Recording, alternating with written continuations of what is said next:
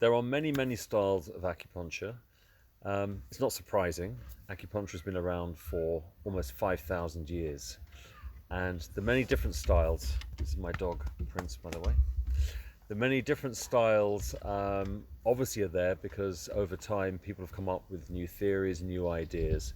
But one of the oldest forms of acupuncture is the style that we practice, and that is called FiveElement Acupuncture. And FiveElement Acupuncture stands alone as a style of practice and is written about in the classics from almost 3,500 years ago. So we have a very sound resource that guides us and reinforces the idea that this is an ancient tradition that has stood the test of time, and we practice today pretty much as it was described in the classic texts of this ancient time. So FiveElement Acupuncture really acknowledges that the five elements that we experience in nature are the exact same five elements that also create us.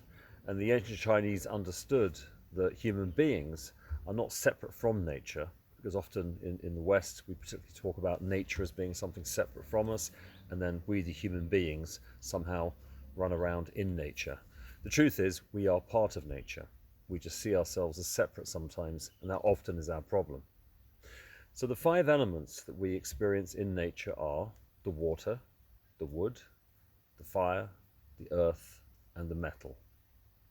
So these are five movements of life which produce the five seasons. The Chinese talked about five seasons, which are winter, spring, early summer, late summer, the autumn, and back to winter. And these elements and these seasons produce actual matter that we then call the elements.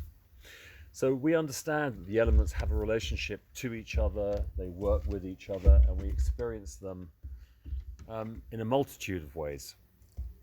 But one of the most exciting ways that we can actually experience them and enjoy them is through the system of medicine.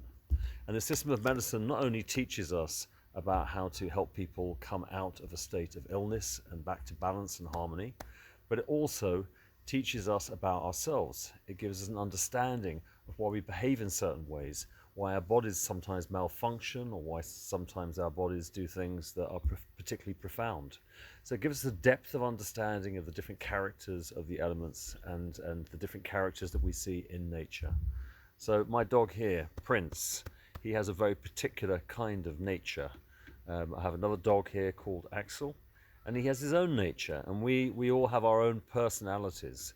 And what we call our personality really is a balance of the five elements that we see manifest in that person, and also how we can change over time. So the ancient Chinese first of all said there are the natural laws of nature. A natural law, for example, is that the spring is always followed by summer. This is a natural law. This seems like an obvious thing to us, but it shows us that there is a natural cycle in life that we follow. There's also the time of day, which follows natural law. So there are certain organs and functions that are particularly beneficial at certain times of the day.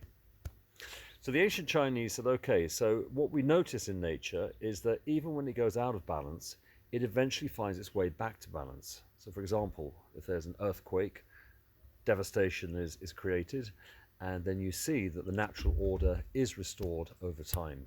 If there's a flood, same thing again. We see devastation from a flood, and then we see things returning into balance. And so they understood that these natural laws automatically come back to a place of peace and harmony. And therefore they understood that that must be true for us too as human beings. When we get sick, either minorly or majorly, that is just like some kind of natural minor or major disaster, and that our system internally has the same mechanism or the capacity to return to balance just as nature does. So the Chinese understood that if they could really understand how nature works, follow the natural laws, follow the natural patterns and orders, and then apply that to human beings, then they would know how nature would teach them how to cure any human being of any illness.